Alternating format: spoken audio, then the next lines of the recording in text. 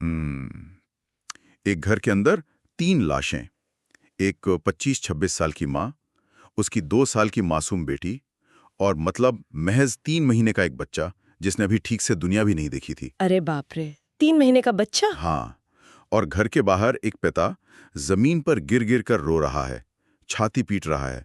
वो चीख चीख कर कह रहा है कि डकैतों ने या किसी दुश्मन ने उसके पूरे परिवार को खत्म कर दिया। जो कि एक बहुत ही टिपिकल नज़ारा लगता है ऐसे मामलों में। बिल्कुल। लेकिन यहीं पर कहानी में एक बहुत बड़ा ट्विस्ट है।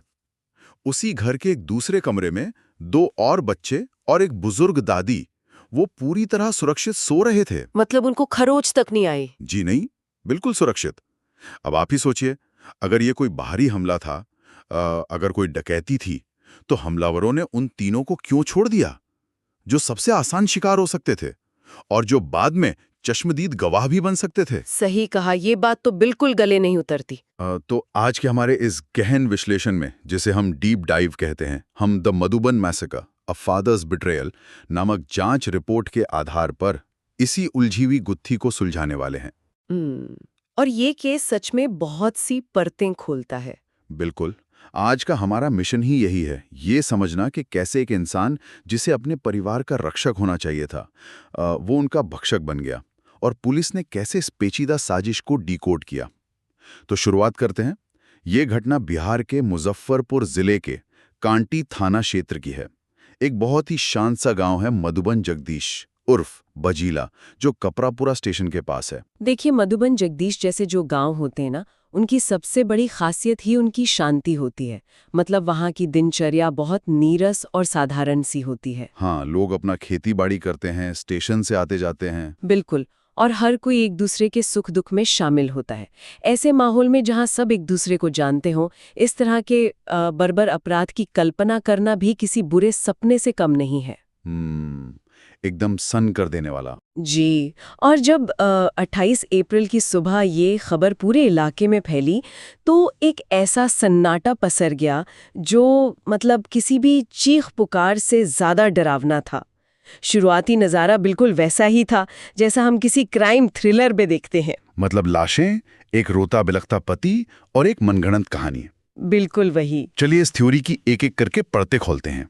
संतोष कुमार उर्फ मिठाई लाल, जो उस घर का मालिक था, वो रोते हुए सीधा अपने एक पड़ोसी पर हत्या का आरोप लगा रहा था। जो कि एक बहुत बड़ा रेड फ्लैग है। हाँ, क्योंकि यहाँ एक बात खटकती है ना, अगर कोई पुरानी रंजिश निकालने आया था, तो वो एक 3 महीने के बच्चे को क्यों मारेगा? और जो दूसरे कमरे में बच्चे सो रहे थे, उन्हें क्यों छोड़ देगा? लॉजिक तो यही कहता है।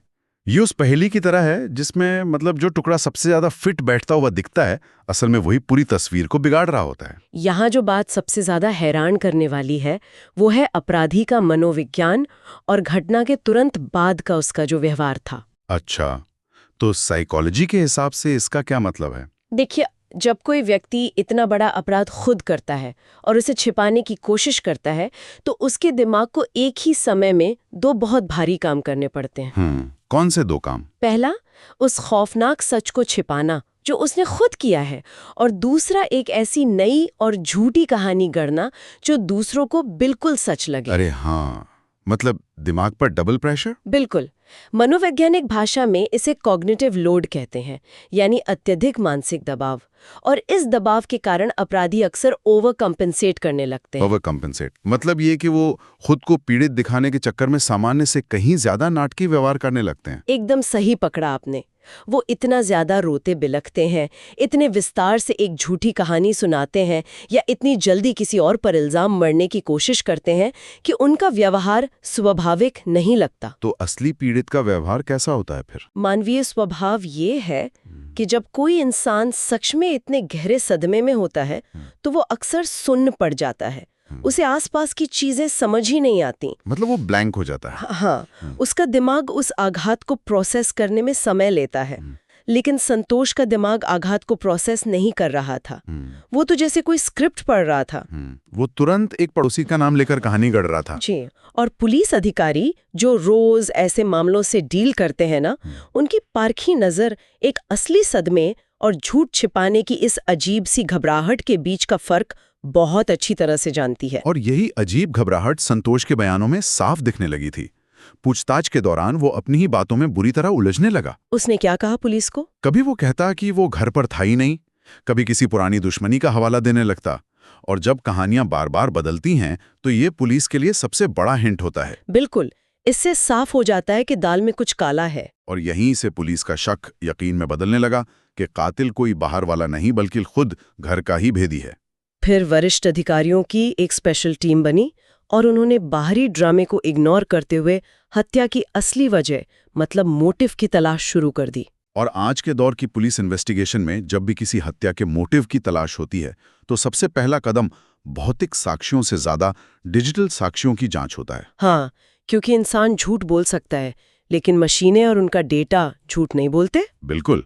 और इस केस का सबसे बड़ा टर्निंग पॉइंट भी संतोष का मोबाइल फोन ही साबित हुआ। संतोष का झूठ उस भूले हुए स्वेटर की तरह था जिसमें बाहर से सब कुछ एकदम ठीक लग रहा था, लेकिन पुलिस ने जब उसके फोन का एक धागा खींचा तो पूरा का पूरा झूठ उधड़ता चला गया। डिजिटल फुटप्रिंट्स आज के जमाने के फिंगरप्रिंट्स हैं। जमीन से तो आप खून के धब्बे मिटा सकते हैं, लेकिन डिजिटल सुराग मिटाना लगभग नामुमकिन है। सही कहा। डिलीट की गई चैट्स भी सर्वर और बैकअप में अपने निशान छोड़ ही जाती हैं। तो पुलिस को उसके फोन में आखिर मिला क्या? जब साइबर सेल ने उसका फोन खंगाला तो एक पूरा का पूरा पैरेलल लाइफ, एक समानांतर जीवन सामने आ गया जिसके बारे में गांव वालों को कोई भनक तक नहीं थी। अरे बाप रे! फोन में करीना नाम की एक महिला के साथ उसकी बेहद निजी और लंबी चैटिंग मिली और जांच में यह भी सामने आया कि करीना खुद भी एक शादीशुदा महिला थी। तो मतलब एक एक्स्ट्रा मैरिटल अफेयर चल रहा था। सिर्फ अफेयर ही नहीं, एक और बहुत ही स्याह सच बाहर आया। संतोष ड्रग्स का बहुत बुरी तरह आदी था। वो और करीना एक गहरा अवैध रिश्ता साझा कर रहे थे और दोनों एक साथ रहकर अपनी एक अलग दुनिया बसाना चाहते थे। और इस प्लान में उसका परिवार रुकावट बन रहा था। जी। उनकी इस योजना में संतोष की अपनी पत्नी रीता और उसके 3 छोटे बच्चे बस एक बाधा बन चुके थे। ये सुनकर सच में रोंगटे खड़े हो जाते हैं। लेकिन देखिए, यहाँ एक बहुत ही गहरा सवाल उठता है। समाज में और भी लोग हैं जो नशे के शिकार हैं या जो ऐसे विवाहेतर संबंधों में हैं। हाँ, ये कोई नई बात तो है नहीं। अक्सर लोग ऐसे मामलों में घर छोड़ देते हैं, भाग जाते हैं या कानूनी तौर पर अलग हो जाते हैं, तलाक ले लेते हैं, पर हर कोई तो हत्यारा नहीं बन जाता ना। बिल्कुल सही सवाल है। तो इस खास मामले में ऐसा क्या ट्रिगर था जिसने उसे इस चरम सीमा तक पहुंचा दिया कि उसने अपने ही खून को, अपने बच्चों को खत्म करने का फैसला कर लिया?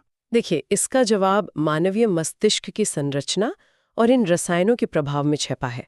हमारे दिमाग का एक हिस्सा होता है प्रीफ्रंटल कॉर्टेक्स। जो इसका क्या काम होता है? ये हिस्सा हमें सही और गलत का फर्क समझाता है, हमारे अंदर सहानुभूति मतलब एम्पैथी पैदा करता है, भविष्य के परिणामों का आकलन करता है और हमारे आवेगी फैसलों को कंट्रोल करता है। ओके, तो मतलब ये हमारा मॉरल कंपस है। बिल्कुल।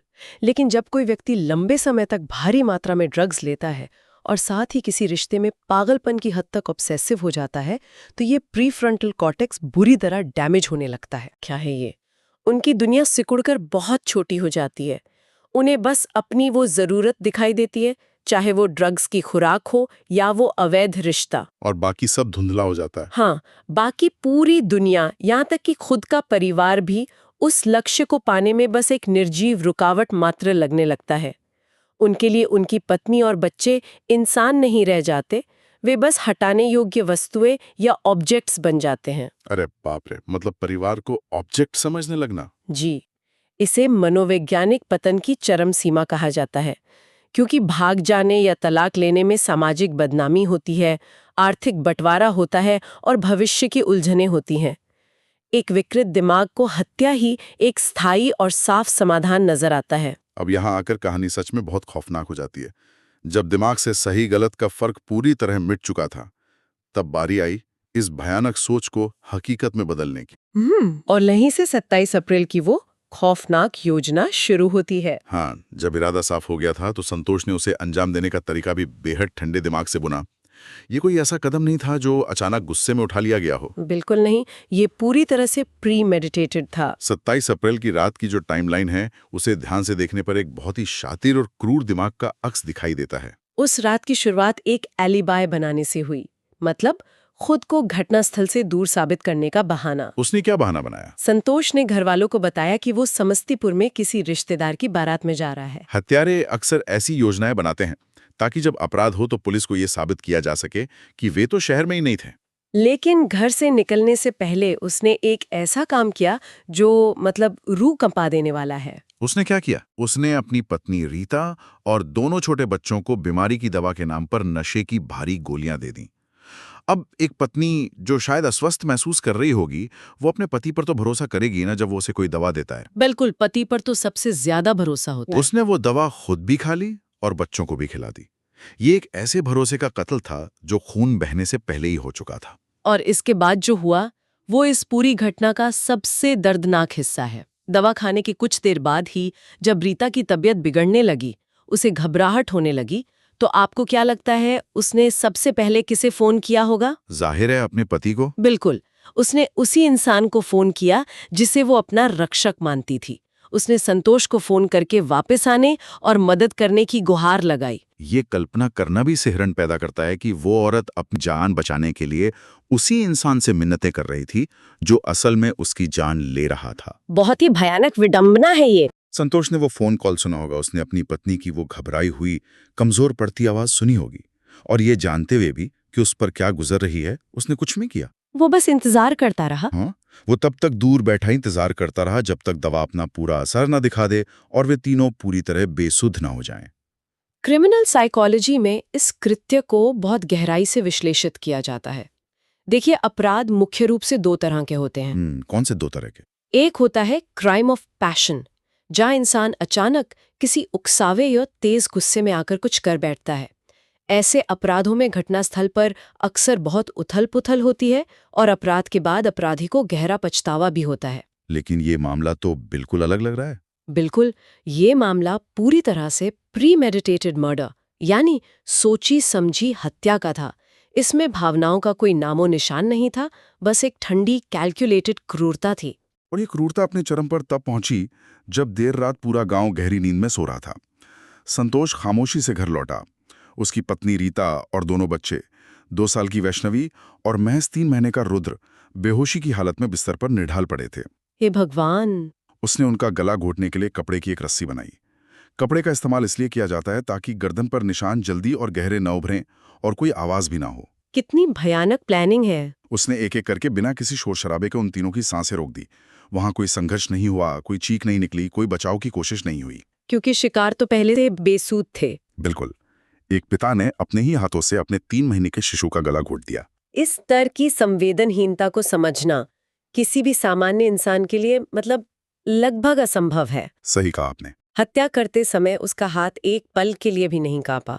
उसका दिमाग उस अवैध रिश्ते और अपनी नई आज़ाद जिंदगी के ख्यालों में इतना अंधा हो चुका था कि उसे उन मासूम चेहरों में भी कोई दया नहीं दिखाई दी। और वो अपना काम करके वहां से भाग गया ताकि सुबह वापस लौटकर वो डकैती और बाहरी हमले का अपना वो मनगढ़ंत नाटक शुरू कर सके। लेकिन हर अपराधी कहीं न कहीं अपने ही बुने हुए जाल में एक ऐसा सुराख छोड़ देता है जो पुलिस के लिए दरवाजा बन जाता है। तो इस सब का आखिर क्या मतलब है? पुलिस ने ऐसा क्या किया कि जो इंसान सुबह इतना नाटकीय विलाप कर रहा था, वो चंद घंटों की पूछताछ में पूरी तरह से टूट गया? ऐसा कौन सा तरीका था जिसने उसके आत्मविश्वास को चकनाचूर कर दिया? इसे सिस्टमैटिक इन्वेस्टिगेशन और मनोवैज्ञानिक क्रॉस क्वेश्चनिंग कहा जाता है। जैसा कि हमने पहले कॉग्निटिव लोड की बात की थी, एक झूठे इंसान को अपनी कहानी का हर कोना याद रखना पड़ता है। जो कि बहुत मुश्किल है। बिल्कुल। पुलिस कभी भी सीधे ये नहीं पूछती कि तुमने हत्या क्यों की। इसके बजाय वे टाइमलाइन के छोटे छोटे महत्वहीन लगने वाले हिस्सों पर वार करते हैं। जैसे कि मान लीजिए पुलिस पूछती है, तुम बारात में कितने बजे पहुंचे? वो कहेगा रात 11 बजे। फिर पुलिस पूछती है, वहां डीजे पर कौन सा गाना बज रहा था? या जब तुम्हारी पत्नी का फोन आया तो तुम्हारे आसपास शोर कैसा था? हो, और यहीं पर एक झूठा इंसान फंस जाता है। बिल्कुल। क्योंकि उसने मुख्य कहानी तो रट ली होती है, लेकिन मौसम, बैकग्राउंड के शोर या बिजली कटने जैसी जो रैंडम डिटेल्स हैं, वो तुरंत नहीं गढ़ पाता। एकदम सही। पुलिस एक ही सवाल को घुमा फिराकर 10 अलग-अलग अधिकारियों के जरिए पूछती है। एक बार भी अगर टाइमलाइन में झोल आया, अगर एक बयान दूसरे से नहीं मिला, तो पुलिस उसी दरार पर प्रहार करती है। और संतोष के साथ भी यही हुआ होगा। हाँ, उसके बयानों में विरोधाभास आने लगे और जब उसे उसके मोबाइल फोन की रिकवर की गई चैट्स दिखाई गईं, वो डिजिटल सबूत जिससे वो मुकर ही नहीं सकता था, तो उसका सारा कॉग्निटिव लोड ढह गया। उसे समझ आ गया कि पुलिस सच्चाई जान चुकी है और उसका खेल खत्म हो चुका है। जी, और फिर उसने अपना जुर्म कबूल कर लिया। लेकिन पुलिस सिर्फ उसके कबूलनामे पे नहीं रुकी। तुरंत कार्रवाई करते हुए उसकी प्रेमिका करीना को भी हिरासत में ले लिया गया, क्योंकि ये साजिश सिर्फ एक दिमाग की उपज नहीं थी। और इसके बाद जो हुआ वो पुलिस की पूछताछ की एक और बेहतरीन क्लासिक तकनीक थी। कौन सी तकनीक? आमने सामने बिठाकर पूछताछ करना। ये तकनीक प्रिजनर्स डिलेमा के सिद्धांत पर काम करती है। अच्छा, प्रिजनर्स डिलेमा, इसमें क्या होता है? जब दो सह आरोपियों को गिरफ्तार किया जाता है तो पुलिस पहले उन्हें अलग अलग कमरों में रखती है। एक को बताया जाता है कि दूसरे ने सब कुछ सच उगल दिया है और सारा इल्जाम उसी पर डाल दिया है। अरे वाह, माइंड गेम्स। हाँ, इससे उनके बीच का वो जो आपसी भरोसा था, जिसके दम पर उन्होंने अपराध किया था, वो टूटने लगता है। और खुद को बचाने की होड़ में वे सच उगलने लगते हैं। ठीक ऐसा ही होता है। घबराहट और एक दूसरे पर इल्जाम लगाने की जल्दबाजी में वो घटना की हर वो छोटी डिटेल पुलिस को बता देते हैं जो शायद जांच में भी सामने ना आई हो। और फिर जब उन्हें आमने सामने बिठाकर उनके बयानों का विरोधाभास दिखाया जाता है तो भागने का कोई रास्ता ही नहीं बचता। बिल्कुल। और ये पूरी तरह से साफ हो गया कि ये सिर्फ संतोष का नहीं, बल्कि उन दोनों की मिली भगत से रची गई एक बहुत बड़ी और खौफनाक साजिश थी। ये पूरी प्रक्रिया ये दिखाती है कि कैसे पुलिस ने बहुत ही कम समय में अपनी पारखी नज़र, डिजिटल साक्ष्यों की गहरी समझ और क्रॉस क्वेश्चनिंग की बेहतरीन तकनीक के जरिए एक, जिसे हम परफेक्ट क्राइम कहते हैं, उसकी धज्जियां उड़ा दी। सही कहा। अब संतोष और करीना दोनों सलाखों के पीछे हैं। और रिपोर्ट्स के मुताबिक इस मामले में स्पीडी ट्रायल की तैयारी चल रही है। स्पीडी ट्रायल ऐसे मामलों में न्याय व्यवस्था का एक बहुत ही महत्वपूर्ण हथियार होता है। जब अपराध इतना जघन्य हो, समाज के ताने बाने को इतना गहरा नुकसान पहुंचा हो, तो न्याय प्रक्रिया का तेज होना बहुत जरूरी है। इससे समाज में एक कड़ा संदेश जाता है। बिल्कुल। यह संदेश देता है कि रिश्तों की आड़ में किए गए ऐसे बर्बर अपराधों को कोई भी कानूनी दांव पेंच बचा नहीं सकता और न्याय निश्चित रूप से होगा। इस पूरी घटना का सबसे डरावना और दुखद पहलू यही है कि एक परिवार का मुखिया, जिस पर सुरक्षा और प्यार की सबसे बड़ी जिम्मेदारी होती है, वही उनका काल बन गया। सच में ये बहुत विचलित करने वाला है। हम अक्सर बाहरी दुनिया के अनजान खतरों से डरे रहते हैं और उनसे बचने के लिए अपने दरवाजे बंद कर लेते हैं।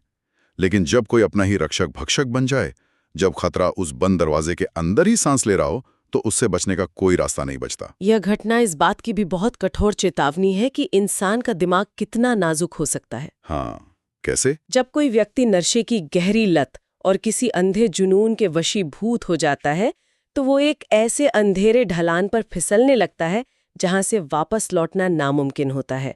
वो सिर्फ दूसरों की जान नहीं लेता, बल्कि अपने अंदर की पूरी इंसानियत को हमेशा के लिए मार देता है। इस घटना की सभी परतों को खोलने के बाद एक ऐसा विचार मन को लगातार बेचैन कर रहा है, जो शायद किसी भी जांच रिपोर्ट या पुलिस फाइल में कभी दर्ज नहीं होगा। आप किस बारे में सोच रहे हैं? मैं उन दो बच्चों आदित्य और नित्या के बारे में सोच रहा हूं, जो उस खौफनाक रात दूसरे कमरे में अपनी दादी के साथ सो रहे थे। शारीरिक रूप से तो वे बच गए, लेकिन उनका भविष्य क्या होगा? ये एक ऐसा आघात है जिसकी गहराई मापी नहीं जा सकती। जब वे बच्चे बड़े होंगे, जब उन्हें धीरे धीरे इस भयानक सच का पता चलेगा कि जिस राक्षस ने उनकी माँ, उनकी छोटी बहन और उनकी 3 महीने के छोटे भाई को बेरहमी से मौत के घाट उतार दिया, वो कोई बाहर वाला डकैत नहीं, बल्कि उनका अपना सगा पिता था। हे भगवान, इस सच का सामना वो कैसे करेंगे? वही तो। एक पिता की छवि उनके लिए क्या रह जाएगी? क्या वे कभी किसी पर भरोसा कर पाएंगे? मुझे तो लगता है कि ये एक ऐसा गहरा मनोवैज्ञानिक घाव है जो शायद अदालत की किसी भी कानूनी सजा से या दशकों का समय बीत जाने से भी कभी नहीं भर पाएगा। वे जिंदगी भर इस अनसुलझे सवाल के साथ जिएंगे कि उनकी ही पिता ने उनके परिवार के साथ ऐसा क्यों किया। ये विचार इंसानी फितरत के उस गहरे अंधेरे की तरफ इशारा करता है जिसे हम अक्सर नजरअंदाज कर देते हैं। बिल्कुल, और इस गहरे सच पर विचार करना बहुत जरूरी है। इस उम्मीद के साथ कि ऐसे अंधेरे कभी किसी और घर की दहलीज पार न करें, हम आज के इस डीप डाइव को यहीं समाप्त करते हैं।